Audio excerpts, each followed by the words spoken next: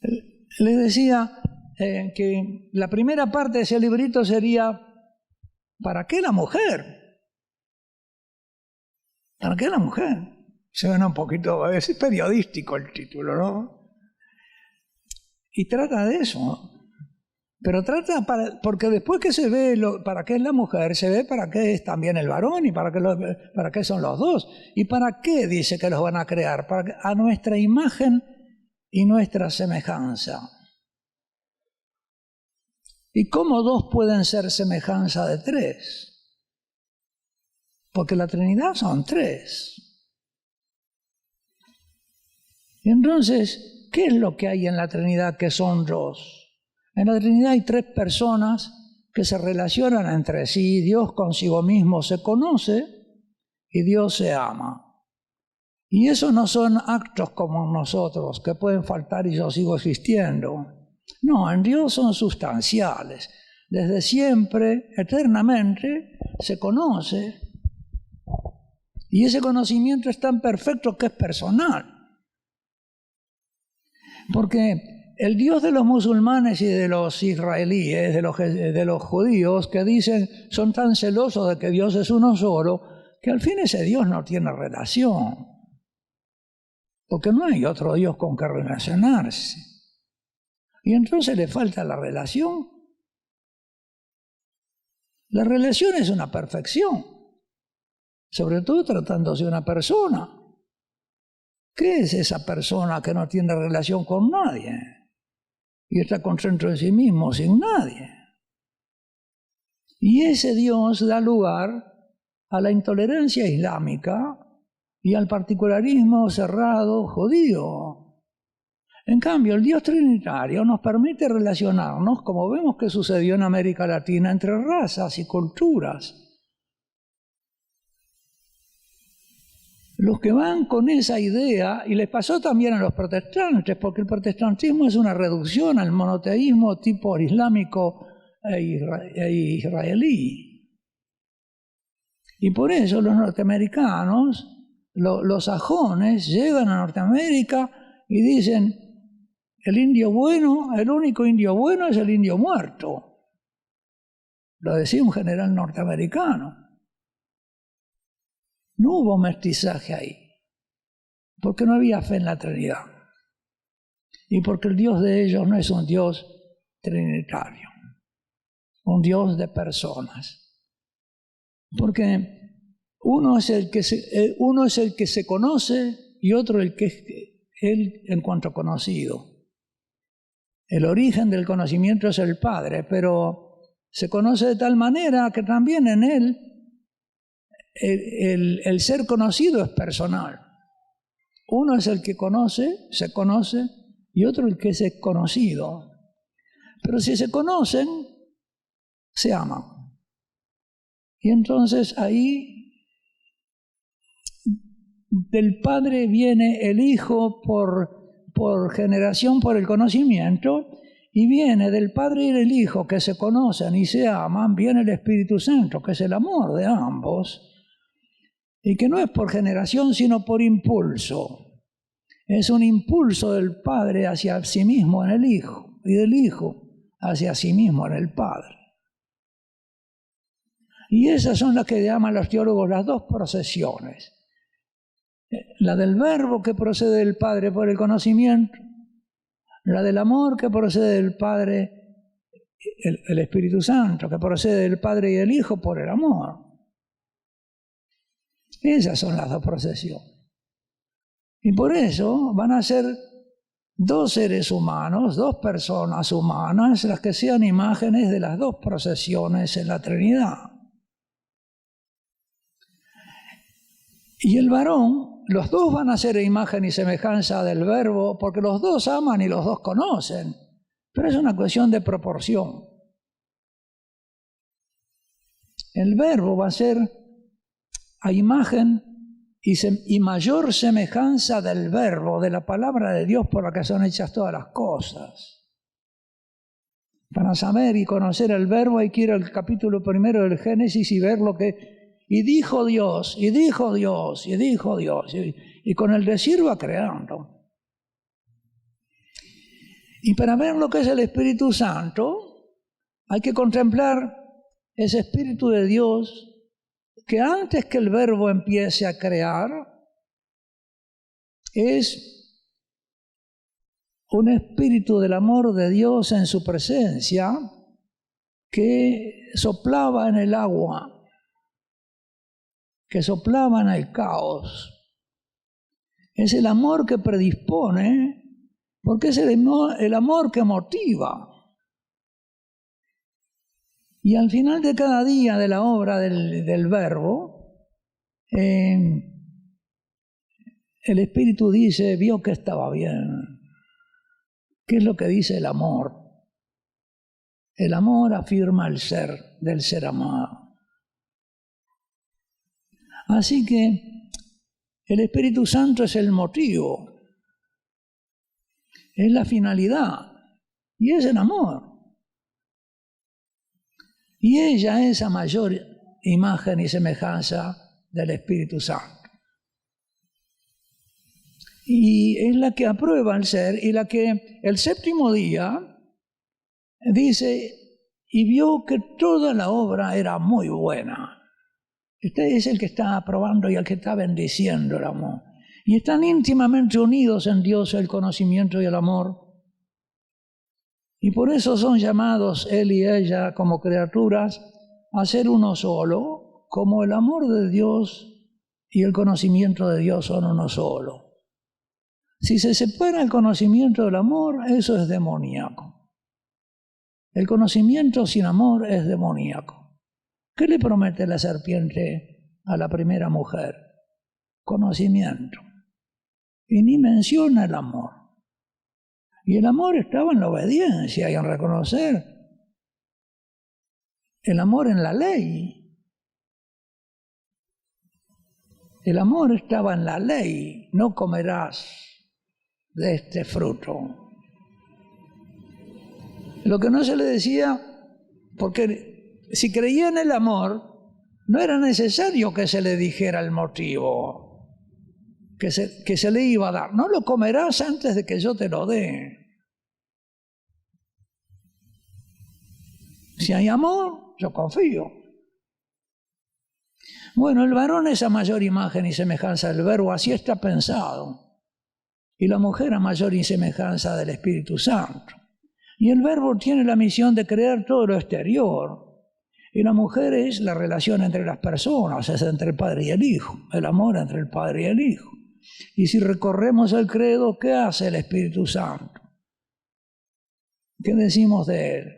Creo en el Espíritu Santo, la Santa Iglesia Católica, la comunión de los hijos de Dios, la familia de Dios que se ama. En el Hijo somos llamados a ser hijos del Padre y conocernos entre nosotros y amarnos como de hermanos. ¿Por qué no nos amamos muchas veces? Porque no vivimos como hijos. En la medida en que crecemos en la conciencia de hijos, lo que prometió la Revolución Francesa era fraternidad sin padre. ¿Cómo puede haber eso? Paternidad sin filialidad, fraternidad sin filialidad.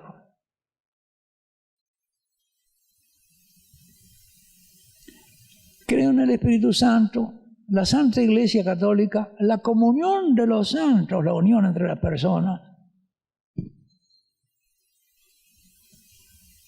el perdón de los pecados, que es la reconciliación entre las personas separadas,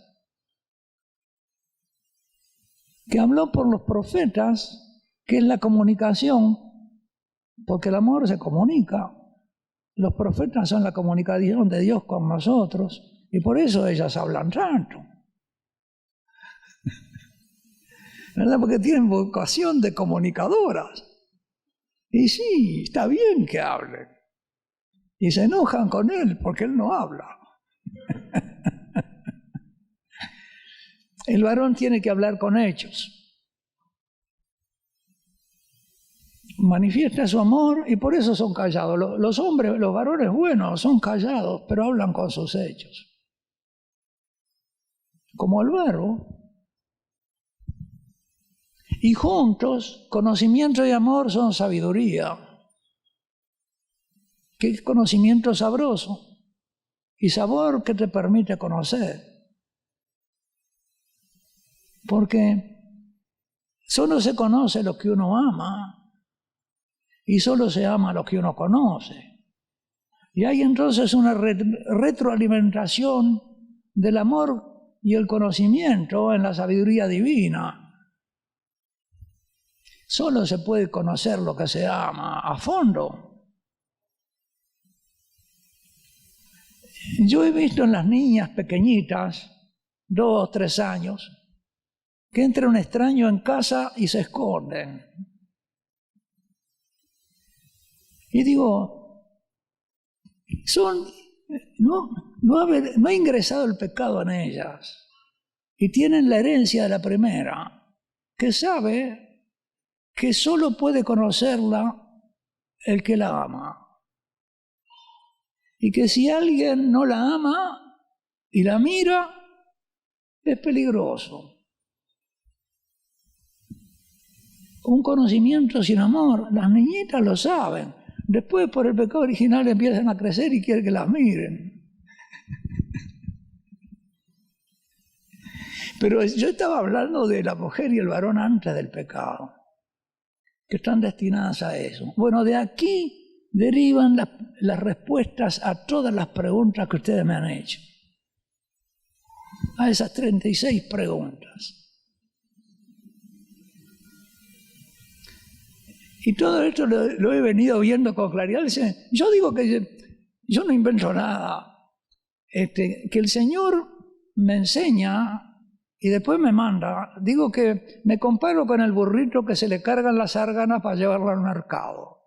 ¿No es cierto? El Señor me carga de conocimientos y después me manda para que los entregue acá. Que no son míos, porque yo ni los descubrí, me los han dado. Me los han mostrado. No lo he aprendido en libros, por suerte, porque me cuesta leer cada vez más. Empezando por la vista y por los años. El Señor me enseña y me manda a enseñar. Y esto es luz, pero maravillosa. Y de ahí derivan todas las respuestas a todo. Incluso esto viene... Para mí, que he escrito sobre el amor humano, como acá me conocen ustedes, ¿verdad? La casa sobre roca, ¿qué le pasó a nuestro amor? Buen amor en el noviazgo, buen amor en el matrimonio. Todos esos libros sobre el amor humano. Muchos de ustedes los han leído, me conocen, los ha publicado aquí don Fausto Galeano en Jesús de la Misericordia. Pero esto yo no lo había visto cuando el Señor me mostraba lo anterior. Es como un progreso hacia lo más profundo y hacia el fundamento. Es como una ascensión hacia los arquetipos, ¿verdad? Hacia los modelos eternos. ¿Y por qué nos va tan mal en esta cultura que nos va quitando la sabiduría cristiana y que va destruyendo al varón y a la mujer? Y que quiere incluso borrar la diferencia como si fuera algo que hay que borrar. Quieren borrar el Génesis, quieren borrarlo todo. ¿Por qué el Génesis empieza con 7 días y 1 semana, el primer capítulo? Los judíos, la boda bíblica y de los judíos dura 7 días. Y por lo tanto el Génesis no es el pasaje de la nada al ser, como les decía, sino más bien el motivo de la creación. ¿Y qué es el motivo de la creación? El amor de ese primer varón y esa primera mujer y el conocimiento de esos dos que tienen que espejar, porque digamos que son como la foto de los novios. ¿Y quiénes son los novios? El Verbo y el Espíritu Santo son los novios eternos en Dios. Y lo que se crea sobre la tierra es como una foto. Y el Espíritu Santo, el 7º día que dice que todo estaba muy bien, ¿verdad? Es como si estuviera alabando en el primer hombre y la primera mujer la semejanza perfecta con su arquetipo divino. Y vio que estaba muy bien. Qué bien está la foto de los novios. ¿No es cierto? Es eso. Esos fueron los primeros.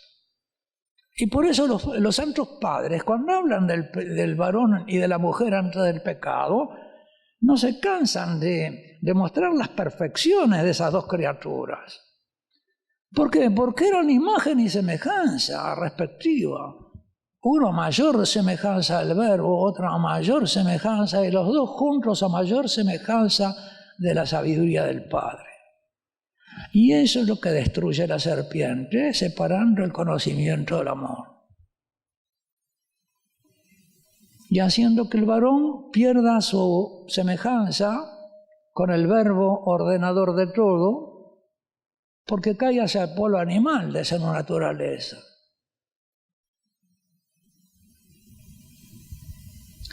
A lo instintivo, perdiendo por lo tanto la razón. Y la mujer, por una especie de exageración del amor, al fin termina amándose a sí misma más que a los demás que son un peligro para ella. El temor por sí misma la hace que mire, y esa es la pena del castigo original, no castigo, la pena original para la mujer es: tu corazón irá hacia tu hijo, hacia tu esposo, pero ellos serán para ti motivo de sufrimiento, de dolor, de amenaza, de tristeza, de ira. Y al fin la mujer prefiere estar sola por miedo a amar. Y eso es lo que esta cultura fomenta y premia cuando sucede.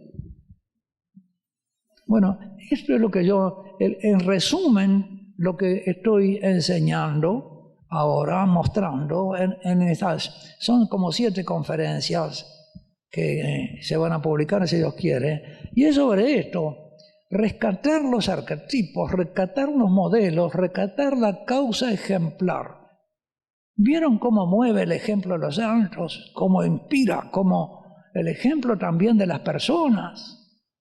Más de lo que nos dicen es quiénes son, qué virtudes tienen.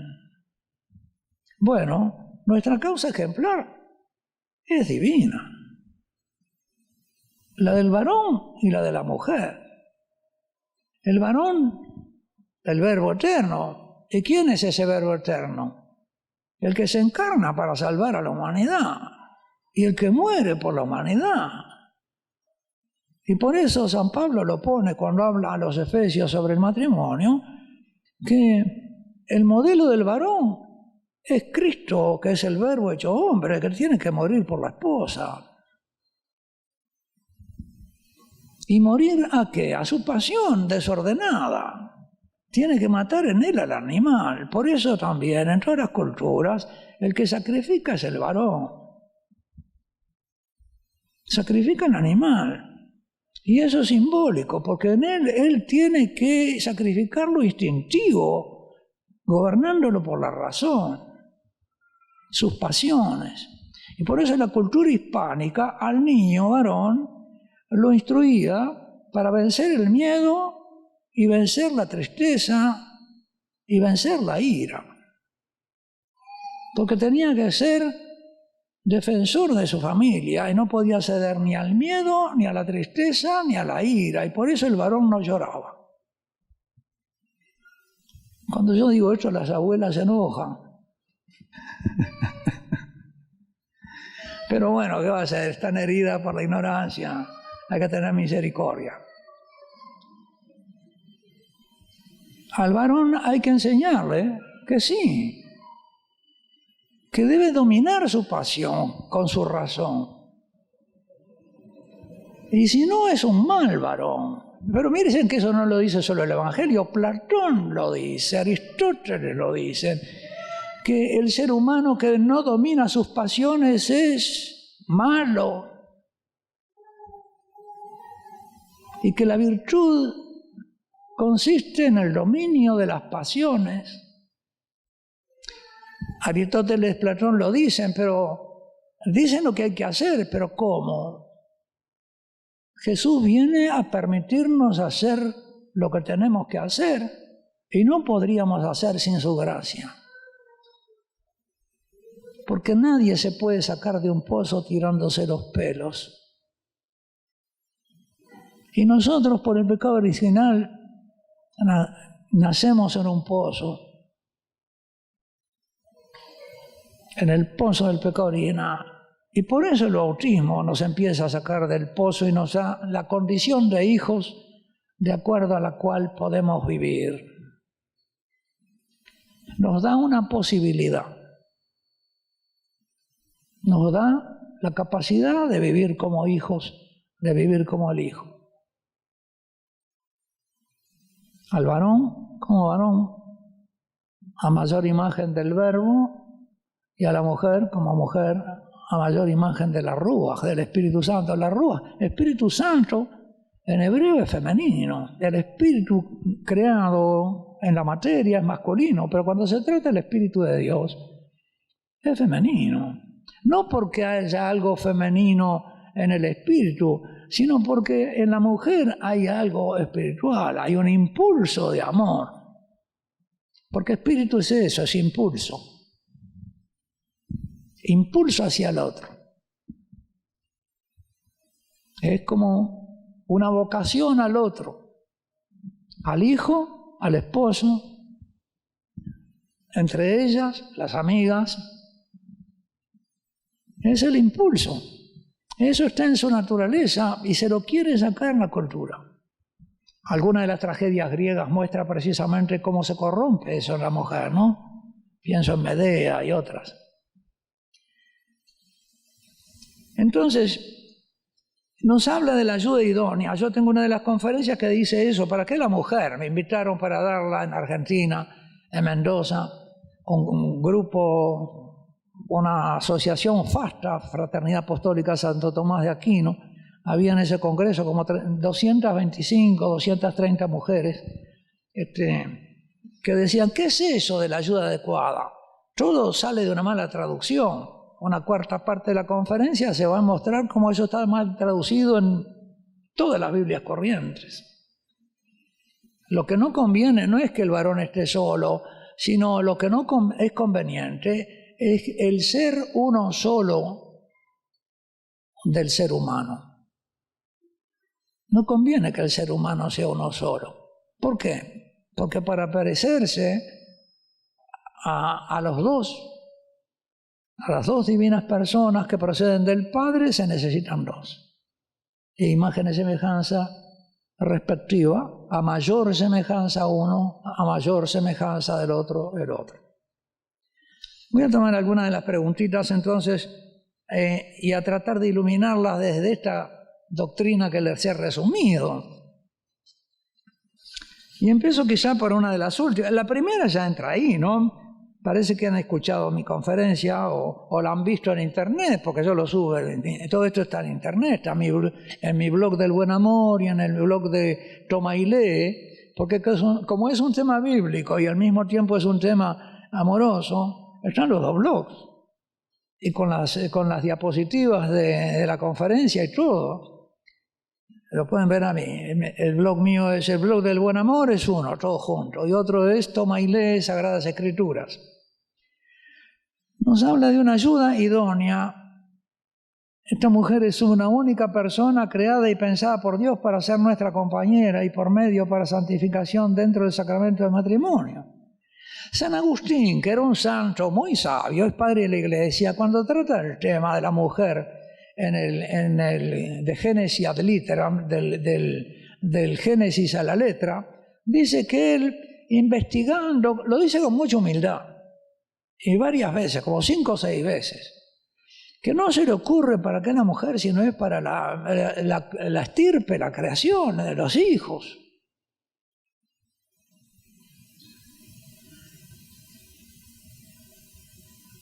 Es correcta la apreciación de que es una sola persona en todo el mundo y que será Dios quien nos la presentará. Bueno, aquí ya viene la elección amorosa, ¿no?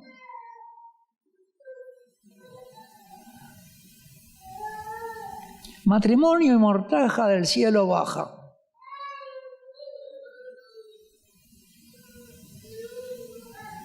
No se pueden dar explicaciones humanas de este hecho. Hay una conferencia de las mías en que muestro cómo el enamoramiento es un carisma.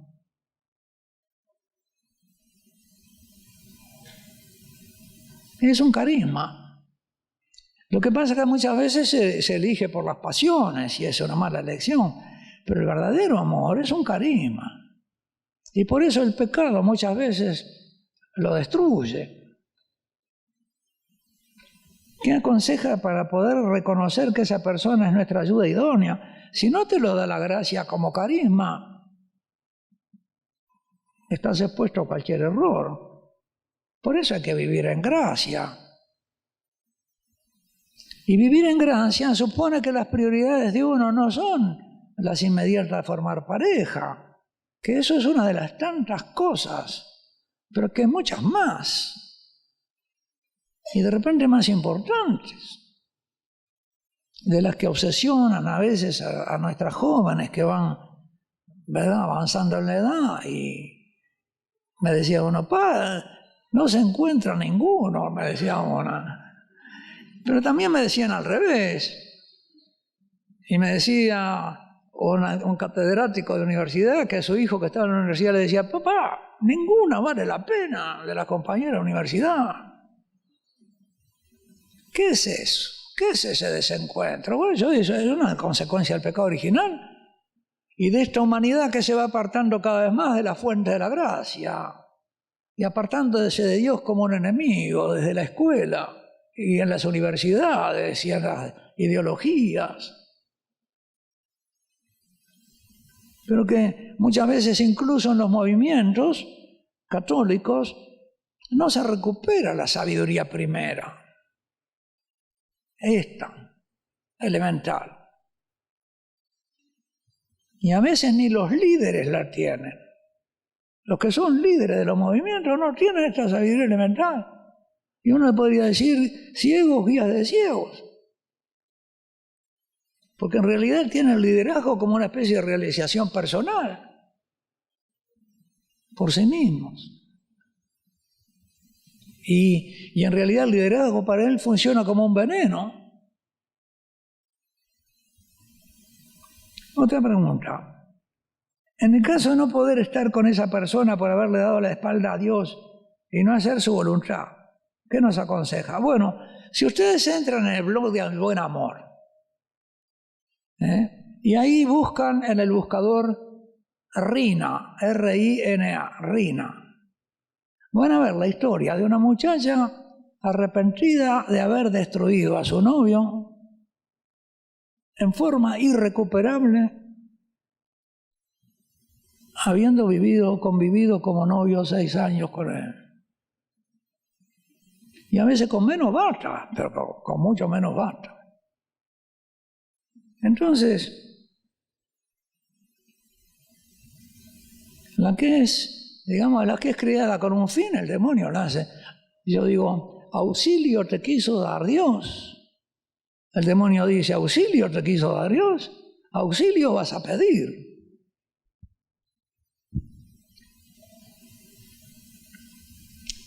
¿Qué consejos recomendaría a las mujeres que deben asumir el rol de padre dentro de su familia? Bueno, aquí lo que pasa es que vivimos en una cultura enemiga de la fe desde hace siglos. Hay una guerra entre el Antiguo y el Nuevo Testamento. Una guerra entre el Antiguo y el Nuevo Testamento. Que es una guerra, como dice San Agustín, las dos ciudades que se remonta a Caín y Abel. Y si uno no tiene en cuenta esa guerra que existe, y quiénes son el príncipe de este mundo, y quiénes son los hijos de Dios, no se puede orientar en lo que pasa en el mundo. Y acá habría que considerar eso, ¿no? ¿Por qué se ha destruido la familia? ¿Por la mala elección? ¿Qué pasó con el padre? ¿Qué pasó con él? ¿Qué pasó en la relación de novios? Porque a veces ahí está la raíz de que el varón después abandone, si no aprendió la castidad en el noviazgo. ¿Cómo saber si es la persona idónea para uno? Criterios para discernir. Bueno, un carisma, ¿no? Acá habla también la mujer que debe obedecer al varón, que dice San Pablo debe obedecer al varón, dice él, como la iglesia a Cristo. No obedecer de cualquier manera, es una obediencia determinada. Es una obediencia de amor a alguien que la ama hasta morir por ella. Si no obedece a alguien así, es que se obedece a sí misma y el varón tiene que obedecerla a ella también. Y le pasa a la iglesia que quiere que Cristo lo obedezca. Estamos en una época de la iglesia, así como el Génesis son 7 días porque es una boda, en el Apocalipsis que prepara las bodas del Cordero, que son las bodas del Verbo hecho hombre, para divinizar a la humanidad y celebrar una boda entre Dios y la humanidad divinizada. También hay 7 días, que son las 7 iglesias del Apocalipsis, que son 7 épocas de la iglesia que se van realizando en la historia y que muestran distintas actitudes que puede tener la iglesia respecto de su Salvador. Y en cada una, el Señor le hace un reproche. Es en un noviazgo, ¿verdad?, donde el novio a la iglesia le reprocha: tengo contra ti. Y después le promete un premio y le promete remedios. Y en la última etapa, que me parece que es la nuestra, el Señor dice: estás ciega, te voy a comprar colirio para tus ojos, porque no ves.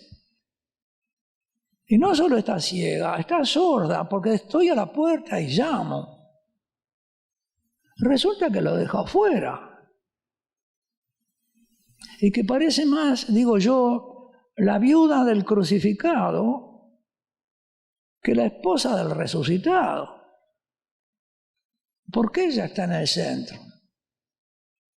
Y ya el culto se ha vuelto sobre ella. Gasta más en sí misma que en el culto y que en el esplendor del culto. Y le dice: si me abres, ¿dónde está la llave? Digo yo. No, le sacó la llave porque no entra en su propia casa. La tiene San Pedro, parece, no sé. Si me abres, entraré y cenaremos. Es la Eucaristía. Lo más grande que podemos tener. Entonces, eso de la obediencia, ¿no?, de la esposa al que murió por ella. Y entonces la viuda del crucificado tiene miedo a los vecinos que le vayan a hacer lo mismo y la vayan a matar ella también, y trata de ganarse al mundo y la simpatía del mundo para que no le vaya a pasar lo mismo. Tiene miedo a la cruz y a sufrir por su fe en este mundo. Y se esconde. Yo no digo que haya que salir a provocar al mundo, ¿no?, a tirarle del bigote al tigre, pero de ahí, como dice Jesús, el que se avergüence de mí delante de los hombres, yo me avergonzaré de él delante de mi Padre. Y esto no es para que yo salga a querer convertir a los que no quieren convertirse, pero para que yo, ¿verdad?, viva como hijo, y que eso sea lo principal para mí, y que sea capaz de morir también como hijo, como una cosa no extraordinaria, como nos enseñan nuestros mártires. Hoy me decía uno de ustedes que hoy es 6 de agosto, es el martirio de García Moreno. 28 machetazos y todavía tiros encima. Y él escribiendo: Dios no muere, con sus dedos cortados y la sangre. ¿Qué bautismo tiene esta nación de Ecuador con ese mártir? Es algo notable. No les dio un héroe, digamos, un general que sea héroe o un presidente héroe al tipo humano, les dio un mártir.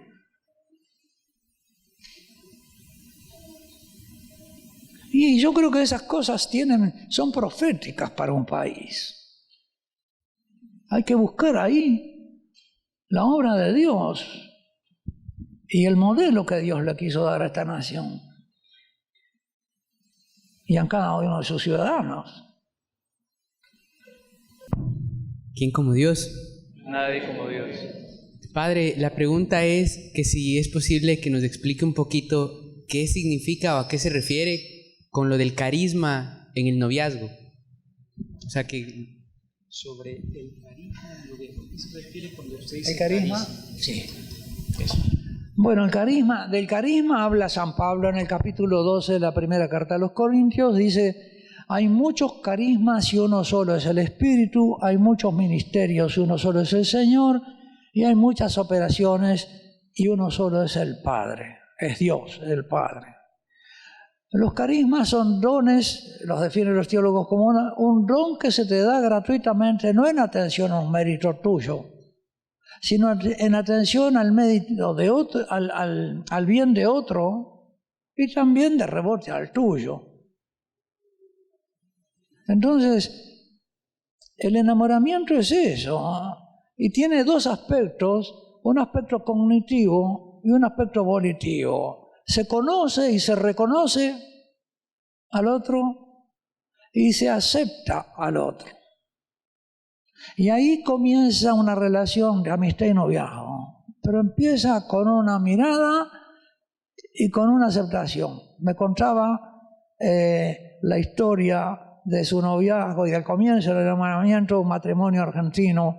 Él andaba viajando de joven en ciertas ciudades por viajes de estudios y otro, y lo invitaron a una fiesta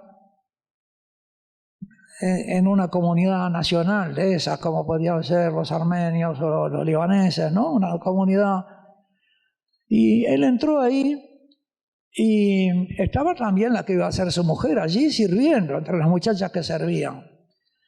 Y él se fijó en ella y ella advirtió la mirada y le dijo a una compañera, con ese me voy a casar yo.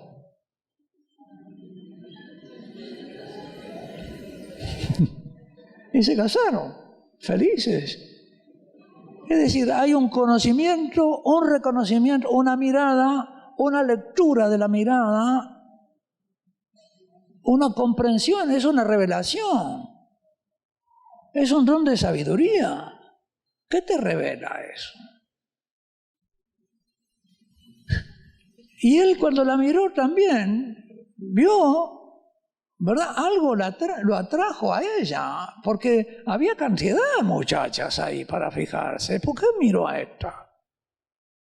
¿Y por qué la miró de tal manera que ella leyó una mirada distinta?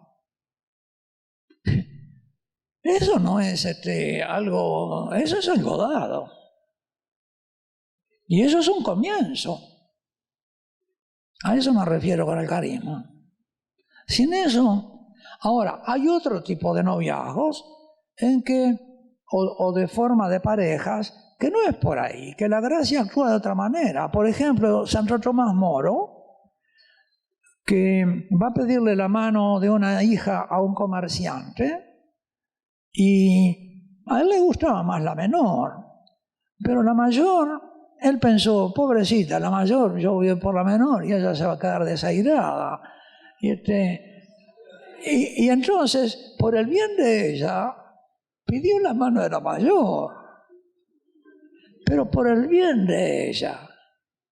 Y eso es un acto de amor. Y es una comprensión de que la desairaba. Fueron felicísimos. Y enviudó y se volvió a casar con una mujer que era un modelo de mujer para sus hijas, no para él. Porque sus hijas tenían que seguir creciendo como mujeres y tenían que tener como madre de su pretoria alguien que la siguiera creciendo en su madurez de mujer. Y ahí se ve también, y fue felicísimo con esta otra también. Y hay otras culturas en que es la familia la que arregla los matrimonios. Y si las familias son santas, los arreglan bien. Y si son comerciantes, los arreglan por interés. Ahí tenés. Entonces ahí ya no se trata de carisma, ¿no? Pero en el caso de Moro me parece bien claro, y que hay otras formas, incluso contra lo que tu naturaleza se inclina, pero tu fe te indica como mejor, tu caridad. Las virtudes teologales son mayores y más importantes que las morales.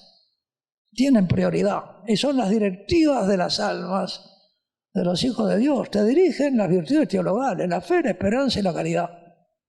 ¿Qué entiendo yo por rescatar el modelo o el ejemplo o la causa ejemplar? La causa ejemplar es lo que nos permite, lo que efectúa algo por semejanza. El padre, como varón, es causa ejemplar de su hijo.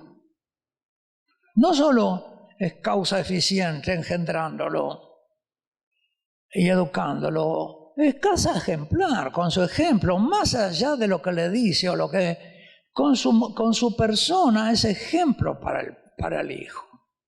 Y la madre lo mismo. Y entre los seres humanos, o la maestra, o el profesor, no solo con la enseñanza, el modelo.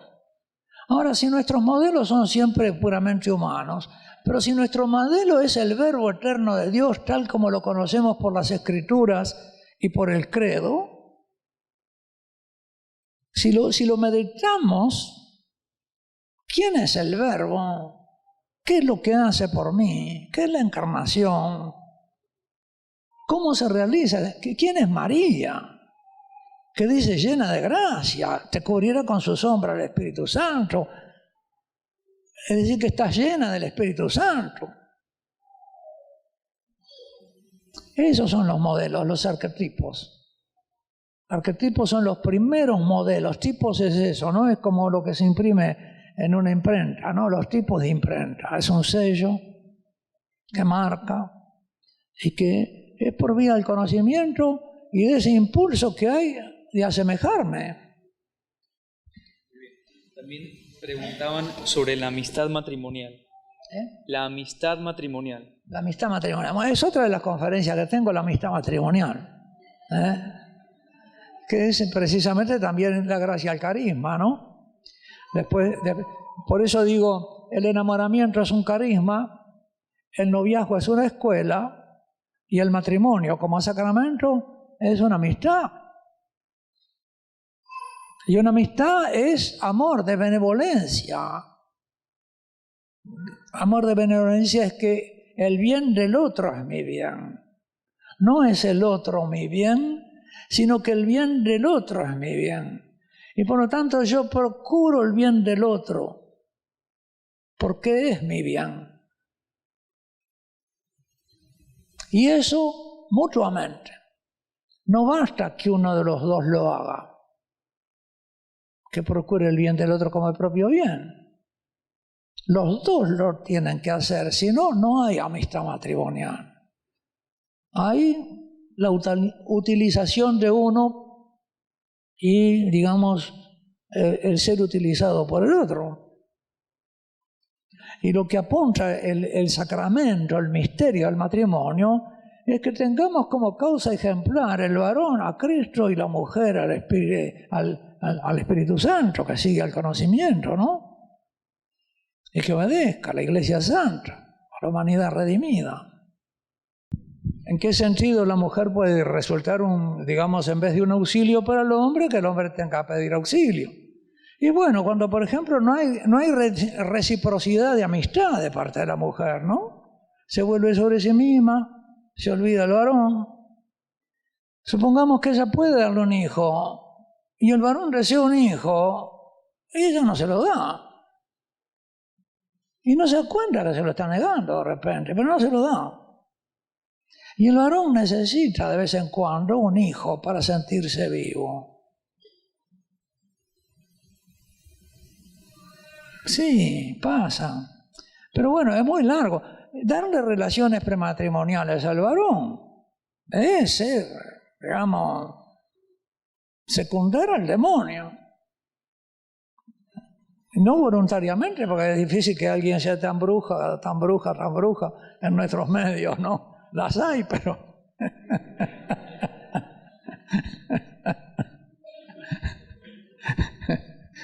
no se las conoce más porque no andan en escoba.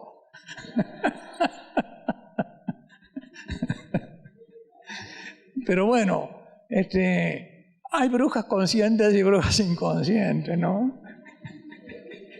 Brujas culpables e inculpables, pero el homicidio es culposo también. Usted no lo quiere matar, pero lo mató, va preso igual. Fue preterintencional. No, en serio, yo he conocido, di una vez retiros a una señora que me planteaba tan mal el esposo, ¿qué tipo malo debe ser? Después le di retiro a él y me di cuenta que la mala era ella. Y ese hombre se suicidó. Ese hombre se suicidó. Y yo dije, ¿cómo me pude engañar de tal manera que no vi el demonio que había en esa mujer? ¿Por qué es eso? Sabemos porque yo pondré enemistad entre ti y la mujer, y tú le morderás el talón y ella te aplastará la cabeza. ¿Y por qué le muerde el talón? Porque la mujer, si está erguida, el demonio es la serpiente caída que muerde el polvo, como el ángel caído muerde el polvo, es la pena que le dio. Entonces quiere ver a la mujer, que es, digamos, el ministro del Espíritu Santo, lo quiere ver caído al lado de él, comiendo tierra. Por eso le muerde el talón. ¿Y cuál es la victoria de ella? Que le aplaste la cabeza. Es decir, el desprecio de lo terreno. Digamos, el desprecio en el sentido de que realmente lo primero son las virtudes teologales y después viene lo otro. Pero si la codicia se apodera de su corazón, hay hombres que piden auxilio porque la mujer se gasta todo en ropa, yo qué sé, o en lujos, o en amigas, ¿no es cierto? Y no le alcanza la plata para los gastos de la mujer. Entonces hay muchas causas por las cuales el demonio tiene un recetario indefinido. Bueno, ahora yo quisiera darles una pequeña exposición sobre el libro de ¿Qué le pasó a nuestro amor?, que de alguna manera recoge algunos de estos problemas. ¿Qué le pasó a nuestro amor? Me he encontrado con matrimonios que me han dicho, padre, y se presentan con 2, 3 niños, ¿no? Nosotros de novios leímos La casa sobre roca, que es del 2002, así que fíjense. Bueno, ¿qué le pasó a nuestro amor? Las consecuencias del pecado original para el varón y la mujer. Al principio les hablé, ¿verdad?, el designio divino. Ahora las consecuencias del pecado original, la abolición demoníaca. Instruidos, hay un texto de San Pablo que yo uso en el libro de ¿Qué le pasó a nuestro amor?, que es de la primera Tesalonicenses 4:9, y que le dice a los tesalonicenses como cristianos: vosotros habéis sido instruidos por Dios para amaros mutuamente. No necesitáis que Hollywood os enseñe ni las telenovelas. Lo podríamos aplicar a nosotros en nuestros tiempos así.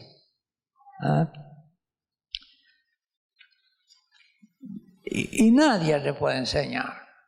A veces los jóvenes son víctimas de los maestros que saben más en cuestiones de amor, o de las maestras que saben más y que se hacen consejeras o consejeros. Bueno, no se entiende nada de lo que pasa actualmente con los matrimonios si no recuperamos esa sabiduría religiosa, católica, de la que les hablaba al principio, acerca del hombre y la mujer. ¿Para qué el matrimonio? y de las consecuencias del pecado original que el secularismo borra del horizonte de la conciencia. Quizá tendría que completar algo de lo que dije en la primera parte, es que ¿para qué la reproducción? El sexo está para la reproducción. Y la reproducción no está para la finalidad primera del matrimonio. La finalidad primera es representar la unión del verbo y del espíritu, la sabiduría del Padre. Pero a ellos se les va a confiar una tarea en el mundo, que va a ser los gobernantes de los seres vivos, las aves del cielo, los peces del mar y los seres vivientes en la tierra. Es decir, toda la vida no inteligente va a necesitar de un gobernante inteligente. La materia que no es inteligente tiene que ser movida por ángeles. Le llamarán gravedad, fuerza atómica, electricidad, pero ese es un movimiento de la materia que no puede moverse por sí mismo, sino que tiene que ser gobernada por una inteligencia y por una fuerza que la ordena. Por si no, implosionaría todo en la inmovilidad. La fuerza en la gravedad que ordena los astros. ¿Quién ordena eso? Ellos no se ordenan por su misma inteligencia. Hay alguien inteligente que los ordena.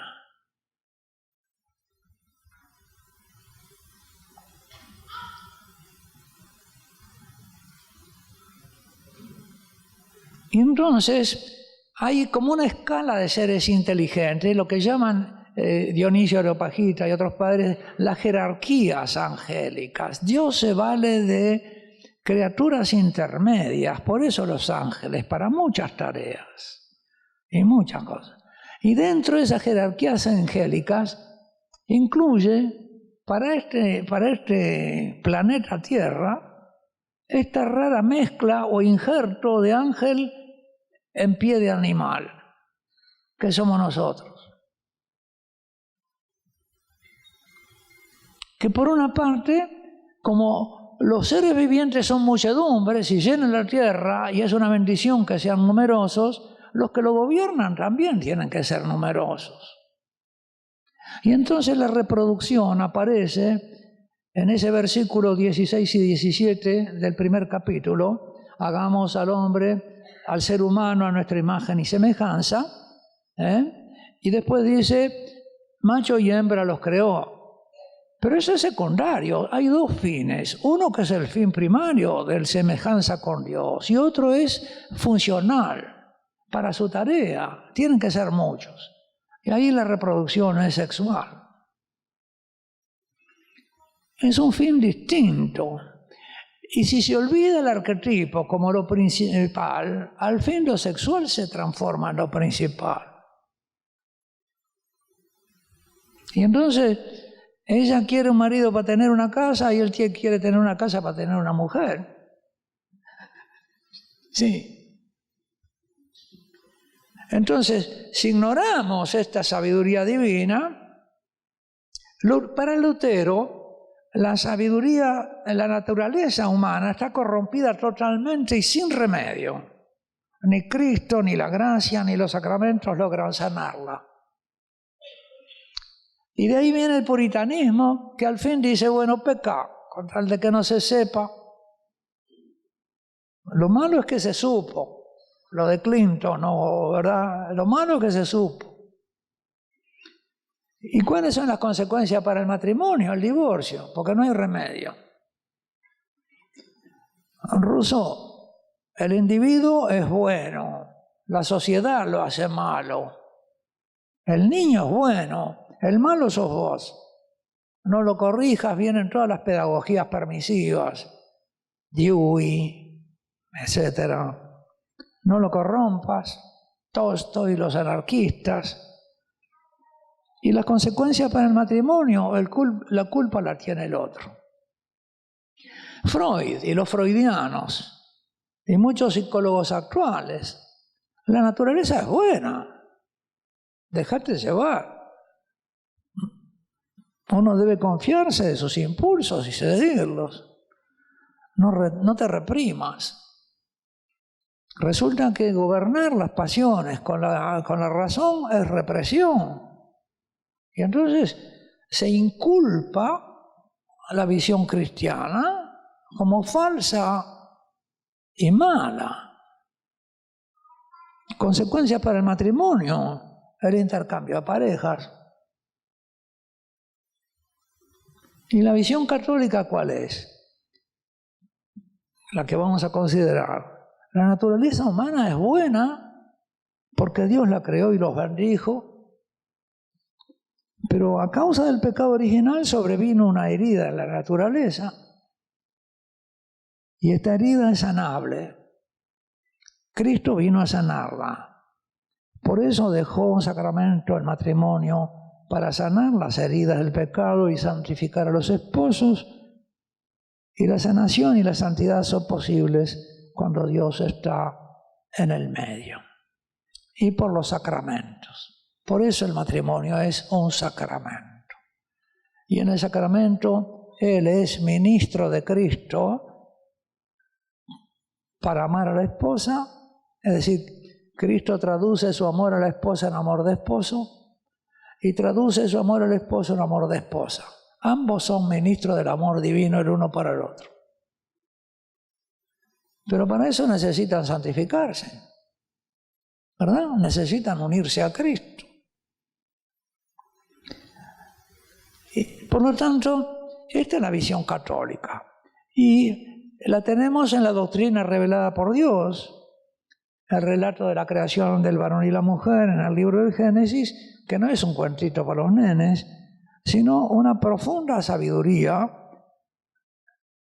que los que se creen sabios desprecian, ¿no? Dios se hace el tonto para que el sabio, el orgulloso, el soberbio pase de largo y da su gracia al humilde. El relato del origen, que es épico, es un epos, ¿verdad? La hazaña divina, revela la sabiduría para la vida. Así que epos inspira el ethos. La épica bíblica inspira la ética bíblica, el comportamiento. Meditemos, por lo tanto, sabiduría revelada sobre el varón y la mujer y sobre el matrimonio, que es lo que trato de hacer en este libro de ¿qué le pasó a nuestro amor? Porque si era tan lindo al principio, ¿ahora qué pasa? Se pudrió todo. El matrimonio en el principio, según el designio de Dios, después el matrimonio bajo el pecado, el original, las consecuencias y penas, las penas comunes más propias del varón y las propias de la mujer. Y el matrimonio bajo la antigua ley y el matrimonio por fin sacramento de sanación. Estos 4 pasos son los que tiene el catecismo de la Iglesia Católica al tratar del sacramento del matrimonio. 4 pasos. En el comienzo, caído, santificado en el Antiguo Testamento, comienza y sacralizado, hecho sagrado en el Nuevo. Porque hay una divinización en el Nuevo, del varón y de la mujer. Tiende a eso, una transformación, una transfiguración. Cuando se vive en gracia, eso es un hecho de experiencia. Matrimonio, varón y mujer en el principio, es lo que les dije más o menos en la primera parte espontánea de la charla, porque es una misma materia expuesta de distintas formas. Adán creado primero, materia amasada del barro, con las manos de Dios, no como los otros seres, y con un soplo de Dios. Destinado al gobierno del mundo exterior, el varón, el primero, cuidador y guardián del jardín del Edén, el mundo vegetal, el varón y el mundo vegetal, entendí en el mundo animal, delegado por Dios para nombrar los animales, digamos, el agricultor y el pastor, dando nombre a los seres, ese conocimiento de las esencias y nombrándolas, comunicándose, pero con una capacidad ociosa de comunicación espiritual, falta la semejanza, la comunicación puesta al servicio del amor. El amor pide comunicación y comunión. Y la mujer, esa necesidad de que sean dos para asemejarse con el Espíritu Santo, tomada del costado del varón, dice que construyó una mujer y construyó la costilla en mujer. Y el verbo construyó, el verbo hebreo baná, puede usarse en el sentido noble que tiene el verbo castellano erigir. Erigió a la mujer, porque la mujer es como templo, casa, y también de alguna manera estatua, monumento podríamos decir, ¿no? Es un monumento. Y sí, porque es el Espíritu Santo, es un monumento al amor. Y por eso la erigió y el demonio la quiere derribar. ¿Sí? Lo que Dios erige, el demonio quiere derribarlo. De la altura del amor. Creada durante el sueño de Adán, como la iglesia del costado de Cristo, dicen los padres, del costado del esposo muerto, nace la iglesia. Y también ahí hay como una especie de... El conocimiento exige el amor y el amor exige el conocimiento. Así también el varón, sin ella le falta una parte. Y a ella, sin el varón, le falta su todo referencia.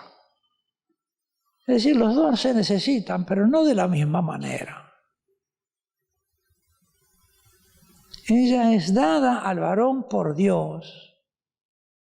Y eso también tiene algo, digamos, que normalmente hay como una especie de reconocimiento del varón. Incluso en el matrimonio, conoció a su esposa.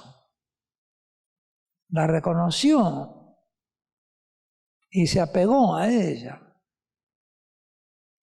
Después una segunda parte en el libro, ese matrimonio, varón y mujer bajo el pecado original. ¿Cuáles son las consecuencias del pecado original?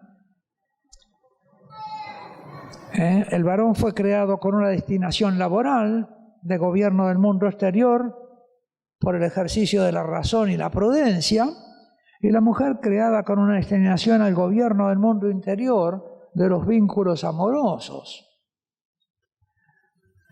Por eso la serpiente, que es un logos mentiroso y sobre todo un logos desamorado, habla con ella y no con Adán, servidor y portador del logos divino.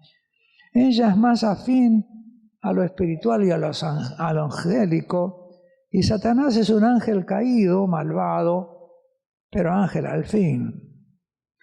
La serpiente le promete conocimiento a la mujer y ser como dioses, conocedores del bien y del mal. Pero Dios no es solo conocimiento, Dios es amor, y de eso no dice nada. Este bien iba a ser dado por Dios en su momento, el conocimiento y el fruto del paraíso, que es un fruto que es a la vez de la vida y del conocimiento, tiene las dos cosas, y la vida es el amor. Conocimiento, es decir, que podríamos decir que el árbol del paraíso tiene dos ramas, la del conocimiento y la del amor. También ahí en ese árbol hay las dos cosas. Y que el fruto es la Eucaristía, donde está también la sabiduría, pero crucificada por amor. Es el árbol que cantamos en la Semana Santa. Y la Eucaristía. Después vienen las penas comunes al varón y la mujer. el debilitamiento de la inteligencia para conocer a Dios y, por el contrario, el deslumbramiento de la inteligencia con los bienes creados. Los apetitos, es decir, la pérdida de la visión del arquetipo, ¿no? Y quedarse en lo puramente humano, perderse en las criaturas, sin la visión que lo gobierna entre las criaturas. Los apetitos instintivos del alma no obedecen a la razón, la pérdida de la templanza, las adicciones son la pérdida de la libertad.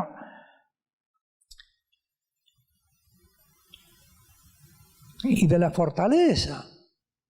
Por haber desobedecido a Dios, ahora le desobedecen al ser humano sus propios impulsos, dice San Agustín, sus instintos o sus apetitos anímicos.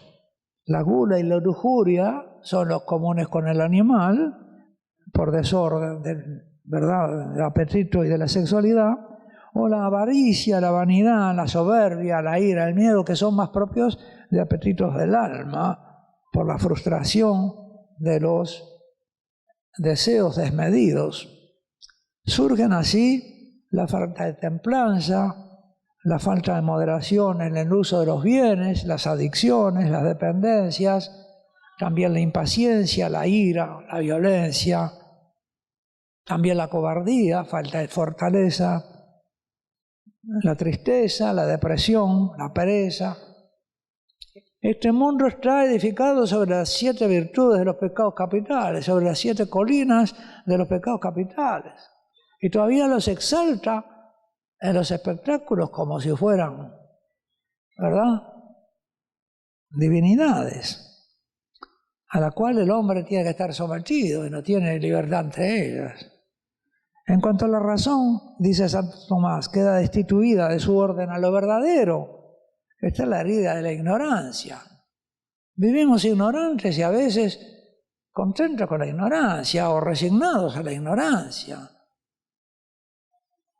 En cuanto a la voluntad está destituida de su orden al bien, está la herida de la malicia. Podemos ser malvados y, de verdad, alegrarnos con el mal.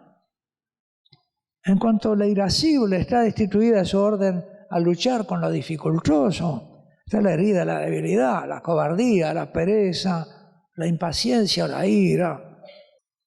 Y por fin la disimetría de las penas para el varón y la mujer, ¿no? En primer lugar, se le anuncian las penas a la mujer, que son de carácter espiritual e interior, del espíritu y del afecto, un conflicto entre los amores, el amor al otro y el amor a sí misma. Corresponden a su destinación al mundo de los amores materno y esponsal, los hijos y el esposo, objetos de su amor, que se le convertirán en motivos de temor por sí misma. Multiplicaré los trabajos de tus embarazos, darás tus hijos a luz con dolor, y tu deseo, tu irá hacia tu esposo, pero él te dominará, miedo, se te morirá, tristeza, te traicionará, ira. Resulta que el objeto de mi amor se convierte en una amenaza para mí, y como el demonio me fogonea todas las posibilidades, no me da descanso. Antes de que pasen ya estoy presintiendo, temiendo o tratando de atajar. Y no me atrevo a declararme feliz porque tengo miedo que si me declaro pierdo la felicidad. No puedo disfrutar de los bienes porque estoy temiendo que lleguen los males o temiendo perderlos. Estará entonces ella desgarrada entre sus grandes amores por un lado, sus miedos, sus tristezas y sus iras por el otro, a veces por las envidias. Si quieren tener un espejo de lo que es la buena mujer, lean 1 Corintios 13, el himno de la caridad, que es un retrato del Espíritu Santo, pero también de la mujer santa. Yo me pongo a leerlo y digo, pero tía fulana, tía mengana, ¿verdad? Uno le reconoce en esas mujeres santas, mi abuela, mi madre. Va viendo, no es envidiosa, es servicial, no se alegra con el mal, todo lo perdona, todo. Uno la vio en la realidad de las familias católicas, a esa mujer, así. Y era obra de Dios. Y qué bueno fue. Es como haber crecido en un jardín de virtudes con esas mujeres en la familia.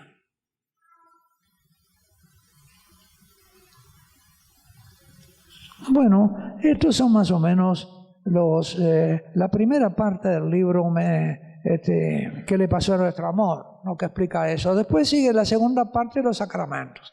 Se nos hace ya tarde, son las 9. El libro está por ahí. Esto se los resumía como una pequeña exposición. Así que les deseo... Hoy estamos en la transfiguración. Que el Señor nos siga transfigurando. A los varones a imagen y semejanza del Espíritu Santo. A mí me quiere transfigurar como sacerdote a imagen y semejanza del verbo sacerdote. ¿Verdad? Le va costando, pero va haciendo lo que puede conmigo. Y así hace lo que puede con cada uno de nosotros. Pero qué maravilla, qué maravilla. No miremos lo que hay de sombra propias, miremos lo que Dios ha hecho y está haciendo la preservación, que podríamos estar perdidos en el mundo y ser dignos de compasión como tanta gente que no conoce la luz. Así que nuestra Eucaristía sea eso, una acción de gracias, Señor, porque tú me has preservado, porque tú me vienes salvando.